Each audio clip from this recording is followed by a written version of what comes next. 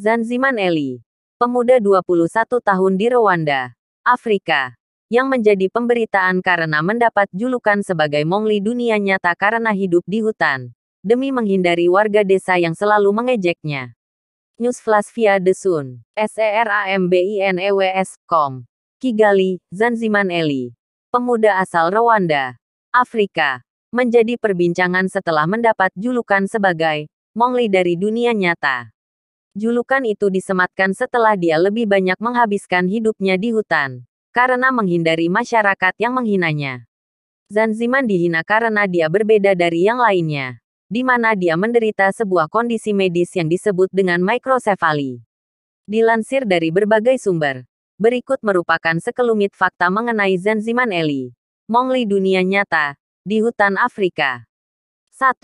Doa, ibu yang menjadi kenyataan. Kepada media setempat Afrimax Rwanda, ibu Zanziman yang tidak disebutkan namanya mengungkapkan, Zanziman bisa dikatakan merupakan anak keenam mereka.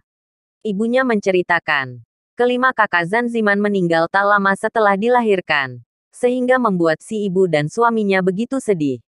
Karena itu, mereka sampai meminta kepada Tuhan, bahwa mereka tidak keberatan mendapatkan anak yang tidak normal asal berhasil bertahan hidup. Doa itu seakan dijawab Tuhan. Ibu Zanziman pun mengandung dengan 9 bulan kemudian. Dia lahir dengan kondisi kepala yang lebih kecil.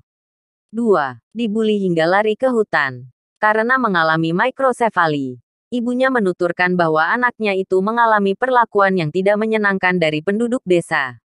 Zanziman dilaporkan Zanziman dibully bahkan tak jarang dikejar oleh warga sekitar karena bentuk fisiknya yang berbeda dari mereka. Mendapat perlakuan semena-mena seperti itu, dia memilih untuk menghindar dan pergi ke hutan serta menghabiskan sebagian besar waktunya di sana.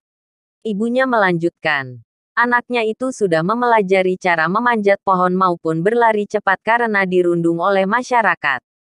Terkadang dalam satu pekan, dia bisa menjelajahi hutan hingga 230 km dan makan rumput selama di sana. Julukan Mongli pun tersemat kepadanya. Saya harus menggembalakan dia laksana binatang, dan harus keluar pada malam hari hanya untuk membawanya pulang, kata sang ibu. 3. Donasi pun muncul. Menderita mikrosefali membuat Zanziman Eli tidak bisa berbicara, sehingga dia pun tidak mengenyam pendidikan sekolah. Meski begitu kepada Afrimax yang mengunjunginya, ibunya mengeklaim anaknya itu tetap bisa memahami instruksi yang diberikan kepadanya. Salah satu contohnya, si ibu memintanya untuk mengambil jeriken yang tergeletak di tanah di hadapan awak media yang mengunjunginya. Dengan cepat, Zanziman mengambil dan menyerahkannya. Ini membuktikan bahwa dia mengerti apa yang Anda katakan, kata si reporter. Savannah News menulis, Zanziman terpaksa harus menyingkir di hutan karena tidak tahan dengan perundungan yang dia terima. Dia mungkin tidak suka hidup di hutan. Namun, dia terpaksa melakukannya karena dia menghindari masyarakat yang menghinanya. Ulas media tersebut. Sebuah penggalangan dana di GoFundMe pun diadakan karena ibu Zanziman Eli sudah tidak kuat untuk memberi makan keluarganya.